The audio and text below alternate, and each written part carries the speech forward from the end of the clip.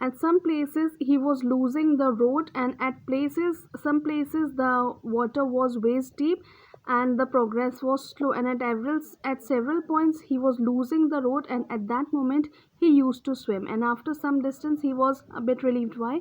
Because he found two friends of his uncle, and they were also returning to their village, and three of them decided to move ahead, and they were wading through the waters, and the scenes they were witnessed, it was more and more worse. Why? Because they were seeing all the carcasses and corpses of the human bodies as well as the animals, and they had to push away many human bodies. They were of men, women, children, carcasses of dogs, goat and cattle, and they were also sweeping in that current.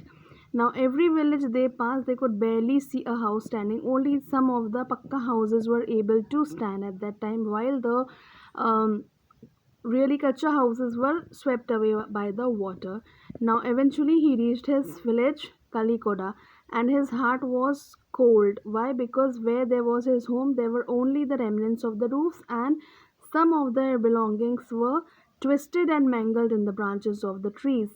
Now, over there, Prashant decided to go to the Red Cross shelter. Red Cross Society was a organization that used to look after the people with the medical facility and medical aids at the time of such things, at the time of some tragedies. Now, over here, there he saw in the crowd was his maternal grandmother, and she was also looking weak with hunger. She rushed to him, and it was a miracle.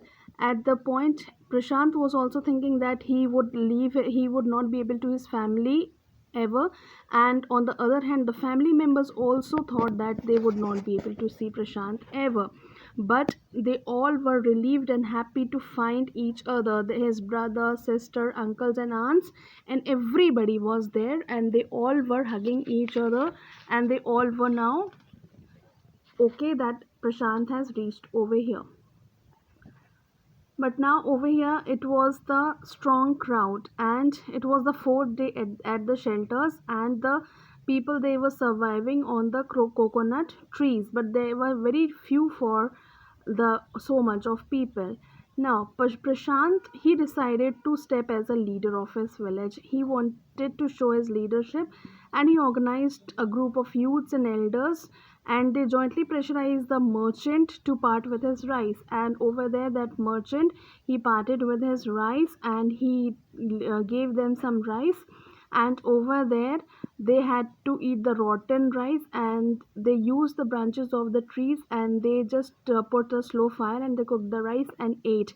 And in the next day, Prashant engaged some of the volunteers to clean the excretion and the waste products from the human bodies, and to take care of the injured people.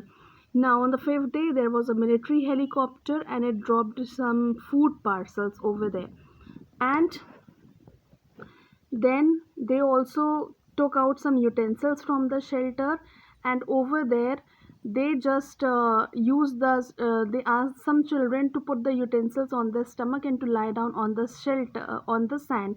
When the helicopters were passing from that place, they saw the children like this, and they and regularly started making the rounds, and they used to drop the food parcels and other basic needs.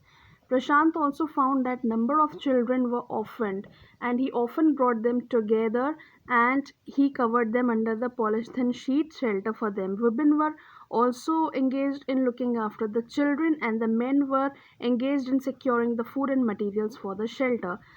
As the weeks passed away, he also organized some cricket matches for the children, and he decided to organize some events and sports, and the women were also he encouraged the women to start working in the food for work program started by an NGO, and in this manner he kept everybody busy, because the children, they had lost their loved ones, they many of them had lost their parents and so on, and the women had also lost their husbands and families. So he was bringing all these people together, and at times he used to motivate them. And Prashant's group believed that the orphans should be resettled in their own community, and childless widows and children without adult care were brought over there, and they were just brought up together. and it was the 6 months after the devastation of the super cyclone. And at this time his wounded spirit was also healed by something. He also managed to come out of that trauma, because he was also not having so time to bother about his own hand pain. And his handsome youthful face was always admired and known with among all the widows, orphan children, and everybody whomsoever was suffering from the darkest hour of grief. And in this way they decided to do something for the community.